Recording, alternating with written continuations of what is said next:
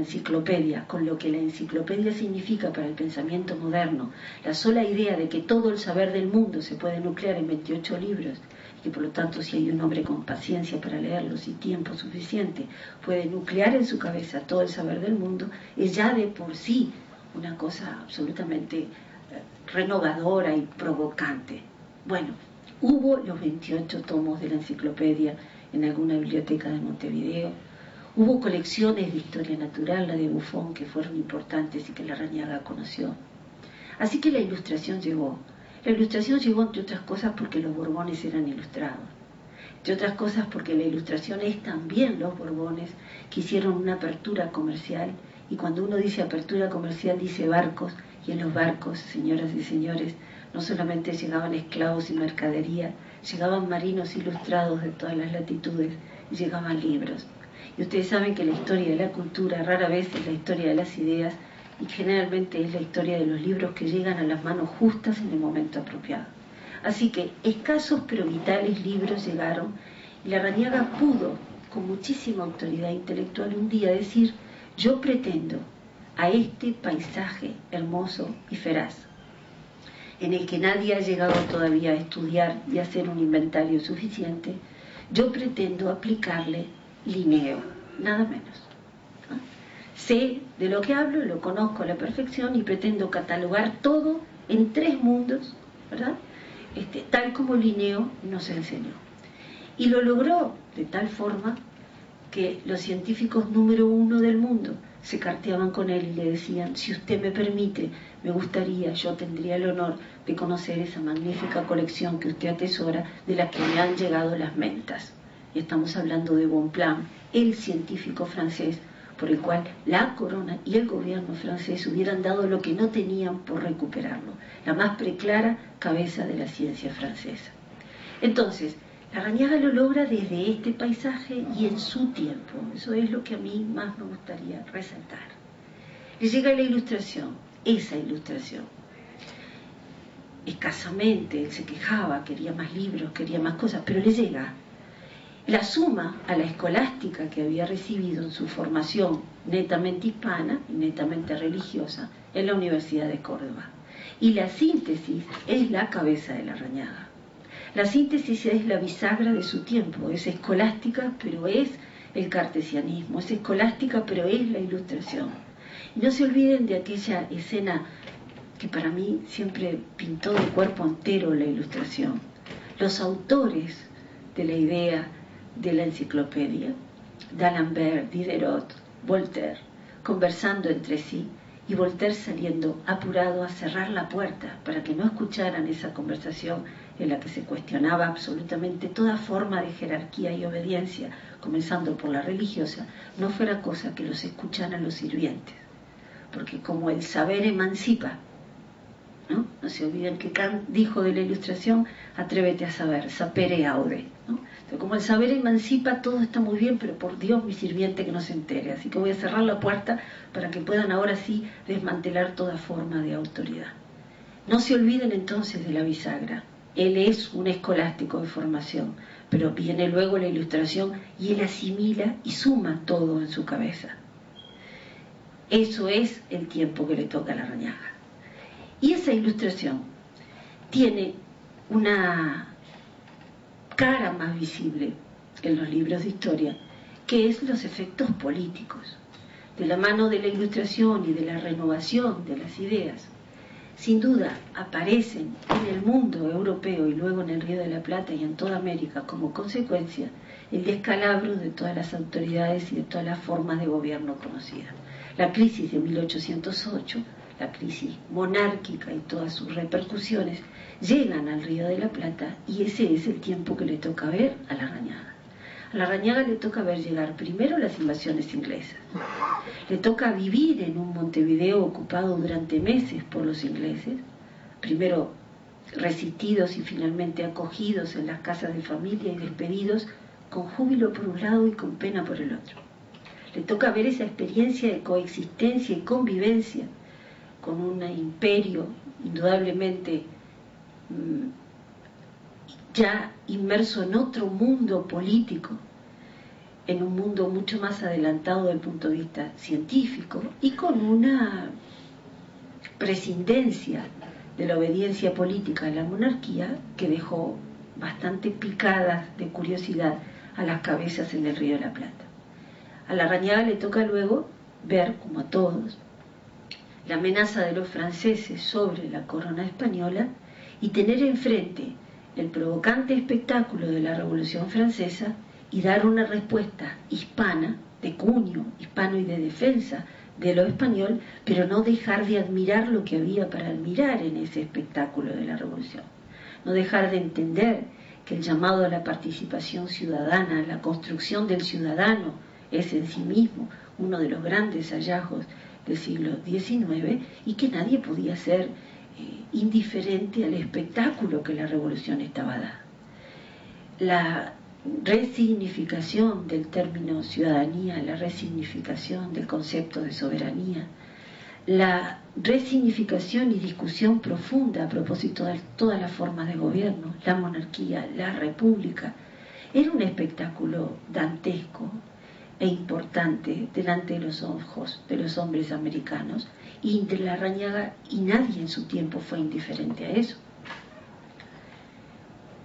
Le tocó ver el desmoronamiento del Imperio español y verlo como un espectáculo de fragmentación. Y como espectáculo de fragmentación, no saber de qué lado estar en algún momento. Le tocó defender a su ciudad, Montevideo, frente a los ingleses, en nombre del rey. Le tocó defender tanto el rey que pasó a ser el amado Fernando VII. Le tocó entender la revolución, participar de alguna de sus cláusulas y alguno de sus aspiraciones políticas y de sus proyectos, compartirlos vivamente, alimentarlos, arrimar letras, arrimar ideas, pero seguir defendiendo la posición de algunos españoles que por miles de motivos siguieron dentro de la ciudad y siguieron fieles a un orden de cosas en la vida, un orden político y un orden conceptual del cual no se querían apartar, y que para Larrañaga, como para todos en su época, pasaron a ser personas con nombre y apellido. Cuando digo esto, digo, es mucho más fácil para el libro de historia decir, este hombre estuvo de tal lado, y hacer del bando una unidad con significado e incluso con un significado inmaculado, como es el bando de la patria, Artigas y el artiguismo, y hacer del que no acompaña siempre o se baja en algún momento del proyecto el otro, el que nuclea todos los valores negativos o los no valores. Es mucho más fácil hacerlo para el libro de historia que para el hombre que vive en un determinado momento y tiempo. ¿Cómo se hacía?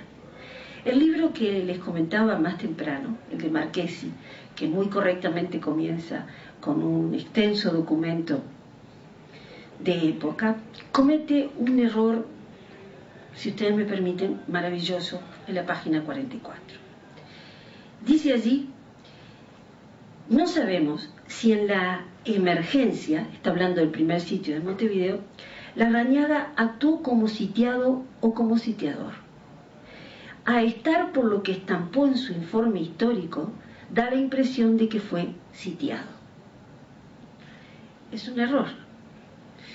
Larrañaga fue expulsado, como todos los sacerdotes, de Montevideo, una noche en la que les abren la puerta y les dicen váyanse con sus amigos los bandidos, y allá salen en medio de la noche en un Montevideo extramuros que era bastante atemorizante, y Larrañaga sale dejando su biblioteca, que era como dejar su fortuna mayor, sus papeles, el producto de su investigación que ya había comenzado, y dice, aferrado a lo único que tenía, su breviario, es lo único que conserva. Pero no se va al bando sitiador, se va a la chacra de la familia, no la suya, la propia, la que va a tener durante muchos años y en la que muere luego de dedicarle allí todo el tiempo y el espacio posible a la investigación. No a su chacra en Miguelete, a la chacra de Manga, que pertenecía a los Berros, con los cuales estaba emparentado porque era uno de sus cuñados. Así que en esa chacra Larrañaga se mantiene al margen de los dos bandos enfrentados. Al margen es una expresión incorrecta. Se mantiene al margen políticamente, pero no al margen como sacerdote que se debía a una feligresía que estaba dividida políticamente a partir de ese momento, pero para él tenía la unión de la comunidad católica que se le había confiado como sacerdote. Entonces él atendía a unos y a otros y solo se fijaba en las personas de un lado y del otro. Entonces, ¿cómo calificar al padre Larrañaga? Es bastante difícil. Les leo los juicios que este autor perla en el libro y que para él le ratifican su error. Un maravilloso error, repito, a mí me fue muy removedor, porque realmente nos permite ver esa capacidad de estar en un lado y en el otro, esa capacidad de entender las razones de uno y de otro y de tratar de bregar todo el tiempo por la unión de una comunidad que él entendía como comunidad espiritual y sin duda de identidad. Los orientales para él tenía un significado y la palabra patria y patriota también para él tiene un significado y la reivindica en algún momento en medio de un enojo y de una dura carta que se intercambia con Artigas, nada menos que frente a este. O sea, Larrañaga, que era 7 años menor que Artigas, lo increpa y le dice: yo soy patriota desde el primer tiempo igual que usted. ¿Ah? Yo era patriota cuando estos que ahora dicen bla bla bla no estaban en ninguna parte. Yo estuve donde había que estar. ¿Cuáles son las frases que este hombre saca de los múltiples escritos de Larrañaga y que para él avalan el hecho de decir: creo que estuvo en el bando sitiado, como estuvo entre otros el autor del himno nacional, ¿no? Y que deja su diario, Acuña de Figueroa? No es el caso de Larrañaga. ¿Pero qué lo lleva a pensar eso?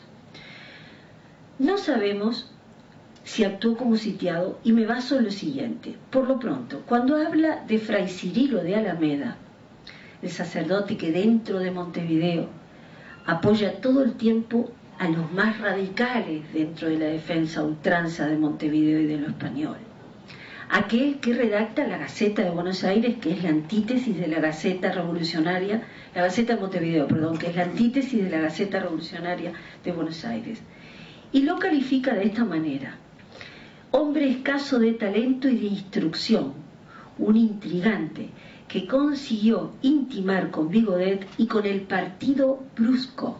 De esa manera lo califica: el partido brusco, el partido que golpea, el partido que confronta, el que tiene menos fineza para entender el momento, proporcionándose desde luego el disfrute de más de 100 pesos mensuales y la apertura de una carrera admirable como esas que suelen tenerse en estos tiempos que corren. O sea, aquel que se acomoda con ciertos poderes políticos. Él dice: este señor se acomodó con cierto poder político. ¿Cuál? Bueno, el que derivaba del apostadero naval, de la defensa a ultranza de la corona española. Uno está diciendo: pero ¿y cómo le sirve esto a Marchesi para decir, critica tan duramente a este sacerdote que está dentro de Montevideo? ¿Por qué dice que él es un sitiado? Porque dice, junto con esto aparece esto otro: cuando Carlota Joaquina, la princesa portuguesa, ofreció ayuda a Montevideo, esa vidriosa ayuda que se convirtió en miles de soldados entrando raudos por la frontera, y que entraron más de una vez y que terminaron de alguna forma imponiendo la Cisplatina, de la cual él fue artiparte, esa Carlota Joaquina ofrece, en un gesto muy melodramático, las joyas, las ofrece y las manda, se las saca del cuello y de las muñecas y manda un paquete de joyas exorbitante a Montevideo para que las vendan si precisan eso para comprar armas. Y él dice de esta manera: la ciudad se honró y gozó sobremanera de esta demostración maternal, mas nunca pudo resolverse a hacer uso de un favor tan grande. ¿Desde dónde escribe este hombre, que describe tan bien lo que le pasó a la ciudad y que sabe tan bien expresar el sentimiento? No se animaron a resolverse a usar estas joyas. Parecería que está de este lado. Segundo elemento que utiliza Marchesi. Tercero, cuando la Constitución de Cádiz de 1812, con algo de ironía, es cierto, dice él, este mismo Cirilo de Alameda, que él dice se acomodó por un sueldo de 100 pesos, hace una oración inaugural en la matriz, luego que se jura la Constitución de Cádiz, Y poco menos dice en su discurso que esa nueva constitución era lo que las tablas de la ley fueron en el monte Sinaí. Y lo dice con una ironía. Cirilo de Alameda no le gusta y no se rinde ante las excelencias que muchos montevideanos pensaron y vieron que tenía la Constitución de Cádiz y el pensamiento de Cádiz a partir del año 1810. Como hombre ilustrado, Larrañaga bebió en las aguas de todo lo mucho que produjo Cádiz a partir del año 1810. El mejor pensamiento liberal español se produjo en esa ciudad durante varios años. Y Larrañaga lo supo y estuvo al tanto de todo. Pero no le parecía que Fray Cirilo de Alameda estuviera bien comparando las tablas de la ley de Moisés con esta oración inaugural de la Constitución de Cádiz en la matriz. Luego se refiere a lo que pasa en el sitio del año 12 y dice: dentro de la ciudad, una cosa que suelen olvidarse en los libros de historia, cuando se habla del éxodo, cuando se habla del sitio, se olvida que hubo un éxodo raro, no el que fue detrás de Artigas, el éxodo que salió de todos los puntos de Montevideo, de la campaña, y se metió dentro de Montevideo con el segundo sitio, y eran miles de personas también. En ese transitar por el campo buscando la protección de las murallas de Montevideo, vino gente de Colonia, de Arroyo de la China, de Mercedes, de Soriano. Todos trajeron sus familias y todo lo que podían, y se metieron dentro de la plaza, y ahí él critica. Los que lo hicieron no se dieron cuenta que incurrían en varios errores logísticos, no se dieron cuenta que no les iba a dar a ser suficiente el agua, que no les iba a alcanzar la comida, y sobre todo no se dieron cuenta del peligro de las epidemias y del escorbuto. Hace una crítica instrumental, como si él estuviera dentro de la ciudad y supiera, bueno, me ha tocado la epidemia de escorbuto, me ha tocado la falta de agua. ¿Lo vivió? No, lo vivió indirectamente porque entraba y salía como religioso de un bando y del otro. Porque él vivía en su quinta, pero no dejaba a su congregación, ni los que estaban dentro ni los que estaban fuera. Estaba obligado a contemporaneizar con unos y con otros, estaba obligado a entender las razones de unos y otros. Por último, cuando habla de Vigodet, dice en determinado momento, ese Vigodet que nos dijo que antes iba a dejar sepultarse bajo las ruinas de la ciudad que rendirla ante los enemigos. Y Larrañaga anota palabras muchas veces dichas y jamás cumplidas. Le reprocha a Vigodet que no defendió la ciudad. Por último, cuando la ciudad cae, ¿qué le reprocha? Uno dice, ¿pero dónde estaba? ¿Adentro o afuera? ¿De qué lado estaba? Por supuesto que ese Vigodet que protegió a Fray Cirilo le aseguró un escape a salvo de los contrarios. Fue el único que tuvo en un queche, un tipo de embarcación, un salvoconducto directo para llegar a Río de Janeiro, sano y salvo, cuando la ciudad entera caía bajo sus enemigos, cuando explotaban la noche triste en que explotaron las bóvedas, en que hombres, niños y mujeres murieron y en que todo Montevideo lloraba de pánico, viendo que se derrumbaba un poder, llegaba otro que no sabían bajo qué ropaje y rostro llegaría, y en medio de esa desolación los porteños que se iban y les saqueaban hasta las ventanas del cabildo. Pues en ese momento Fray Cirilo de Alameda consigue un queche maravilloso que lo lleva sano y salvo, sin que un pelo le toque, a Río de Janeiro, donde recibe inmunidad diplomática y protección. ¿Desde dónde escribe este hombre que por último uno puede espigar entre sus escritos aquel que hizo cuando entra Lecor en Montevideo el 20 de enero de 1817? Entró en esta plaza, dice Larrañaga, el general en jefe Barón de la Laguna, en medio de la municipalidad y bajo de palio, a la cabeza de su brillante ejército, dirigiéndose a la Plaza Mayor y a la Santa Iglesia Matriz, donde se cantó misa de gracias, finalizándose la función con un Te Deum en medio de las aclamaciones y el universal regocijo público. Estaba. ¿Desde dónde escribe? Marquesi se confunde y dice, creo que estaba entre los sitiados. No, estaba exactamente en un punto equidistante, porque era un hombre de su tiempo, que le tocó ver todas las alteraciones de su tiempo. ¿Qué le tocó ver a Larrañaga en este tiempo?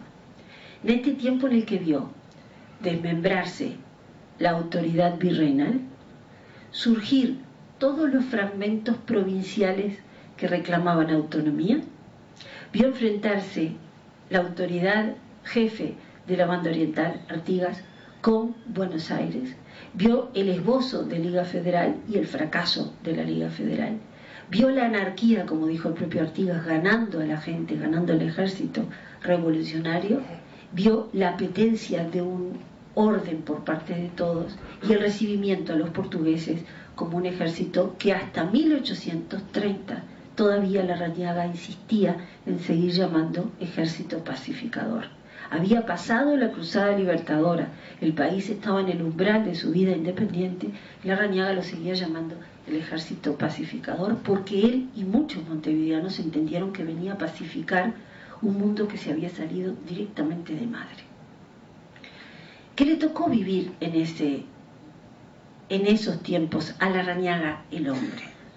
Le tocó hacer estudios eclesiásticos en Montevideo y en Buenos Aires, sobre todo en Buenos Aires a partir de un drama familiar. Muere uno de sus hermanos que era dedicado por la familia a ser sacerdote y él siente que tiene que cubrir ese lugar. Así que es una vocación con un compromiso familiar añadido. Le toca llegar recién recibido de esos años de estudio y enfrentarse con la situación de capellán del ejército y tener que ver ya tempranamente las invasiones inglesas. Le toca dar misa en Corrales de Miserere. Luego retorna al país, que sigue. Año 1808 ya comienza a fragmentarse la situación y a haber síntomas llamativos. Él asiste como hombre de letras, como hombre de la Iglesia siempre dotó de hombres de letras a estos procesos de resignificación política, para un bando y para el otro, hubo en ambos, y siempre fueron los letrados, los secretarios, los más ilustrados. Le tocó participó tempranamente del año 8, del año 10, del año 11.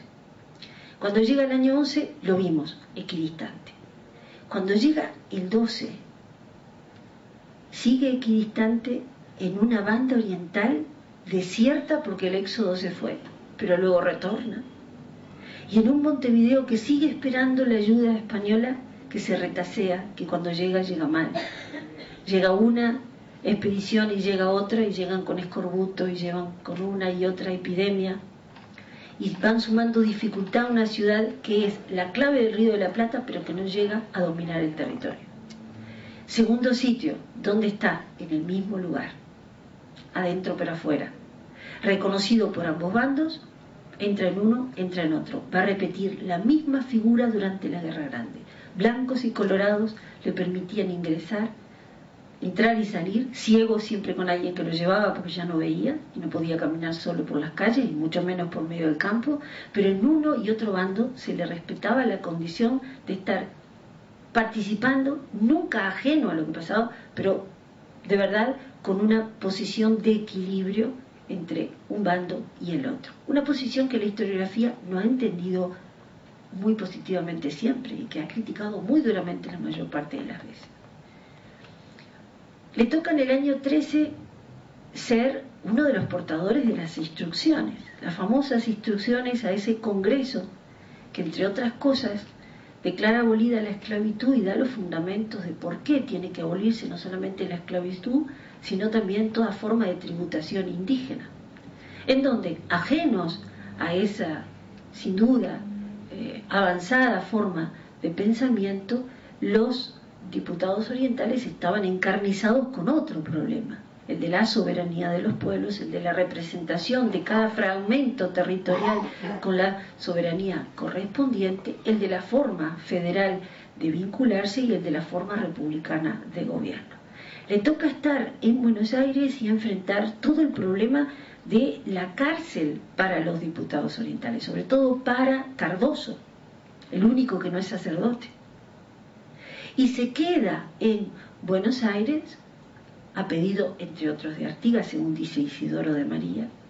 Hay algunos autores que dicen se queda porque de esa manera escabulle la responsabilidad y se libra de seguir participando en ese activismo que claramente está ya enfrentando a Buenos Aires y se adivina fácilmente la ruptura con la capital de un momento para el otro. Isidoro de María, pariente de Artigas, y alguien tan conciliador como Larrañaga en términos políticos, en términos historiográficos. Isidoro de María es un cronista amable que siempre procura conciliar todas las partes con la memoria y con quien lee. Isidoro de María dice no, Artigas le pidió que se quedara. El caso es que se queda en Buenos Aires y se queda en lo que él le dirá al propio Artigas en una carta que no los voy a agobiar leyéndola, que está en este otro viejo libro, Rafael Algorta Camuso, que Carolina me hizo el gentil préstamo. En esa carta él le dice a Artigas, en medio de esa discusión que tuvieron, mire que yo hice por usted muchas cosas, yo lo defendí cuando usted tuvo algunos enfrentamientos con Buenos Aires, yo fui tan patriota como usted en la época difícil, y mire que yo me vine para aquí, dejando el sueldo ideal en Buenos Aires y el lugar ideal, lo que más venía a mi carácter y mi forma de ser. ¿Y eso qué era? La biblioteca. La biblioteca de donde, de Buenos Aires. Eso era una biblioteca. ¿Ah? Ser bibliotecario de esa biblioteca era el sueño de Larrañaga. Allí tenía los instrumentos, tenía todo lo que precisaba para desarrollar su gran obra científica, que le interesaba tanto como su gran obra espiritual como sacerdote, y muchísimo menos en un segundo plano la parte política, que sin embargo tampoco la esquivó y la llevó adelante. Y el último día de este seminario será el tema que analizarán Ariadna Islas y José Rila. Está anunciado Romeo Pérez, pero va a venir José Rila porque Romeo está imposibilitado de venir ese día, pero vaya suplente que se buscó, ¿no? Así que ellos dos van a analizar precisamente ese tema, cómo él no elude la parte política. ¿Qué le toca luego de ese año 13 en que queda en Buenos Aires? Llegar a Montevideo en el año 15 y coincidir con la plenitud del poderío artiguista. Allí sigue en esa posición de bisagra y de persona que concilia un bando con el otro. Y ante uno de esos enojos gigantescos de Artigas con el Cabildo de Montevideo, una de esas amenazas de voy por ahí y me mando una alcaldada, que 2x3 el jefe de los orientales hacía, no tienen mejor idea el Cabildo que mandar a conciliar a Larrañaga con Artigas. Un Larrañaga que, les recuerdo, era 7 años menor que Artigas, y un Larrañaga que consideraba que no tenía por qué contemplar tanto al Cabildo ni dirigirse al Cabildo en medio de este problema, sino hacerlo directamente con Artigas, porque le dijo: yo de la Iglesia soy jefe y usted de los orientales, así que esto es de jefe a jefe. A mí no me vengan con intermediarios. Aquí quien trata directamente con Artigas soy yo, esto es entre usted y yo. Le toca ir en ese viaje que en unos instantes nos analizarán Álvaro y Mónica. ¿Qué pasa en el año 16? Las fiestas mayas, la plenitud del poderío artiguista, un Artigas siempre ausente de Montevideo, pero una Montevideo que procura congraciarse con ese Artigas y al cual le manda, con la imprenta que doña Carlota había dejado en la ciudad, le manda un detalle absoluto de cada uno de los días de festejos y qué se hizo. Y entre ellos le manda lo que fue probablemente el festejo mayor. Creí que me quedaba menos, así que voy bien. El festejo mayor, o quizás lo que de mayor trascendencia quedó, la inauguración de la biblioteca. Esa biblioteca de 1816, que durante mucho tiempo se llamó así, Biblioteca de 1816, cuando este país se constituyó en un Estado-nación pasó a ser la Biblioteca Nacional. Pero durante mucho tiempo era la Biblioteca del 16, que se formó con la herencia de los libros de su maestro Pérez Castellanos, los de él mismo, lo de Guerra, su viejo compañero, el viejo Guerra, le decía Larrañaga, y algunos otros donantes, que se inauguró en el Fuerte, donde hoy está la Plaza Zavala. Del Fuerte no quedó nada, en 2 salas que se habían decorado muy especialmente, y que mereció de Larrañaga esa larga y preciosa oración inaugural, en la cual da cuenta de lo que decíamos hoy más temprano. La Ilustración tuvo una llegada, y sin duda la cabeza de Larrañaga era, porque hizo una presentación de libros y de tendencias científicas y de valores literarios absolutamente impecable, honrosa para cualquier hombre en esa época y en esa circunstancia. Una oración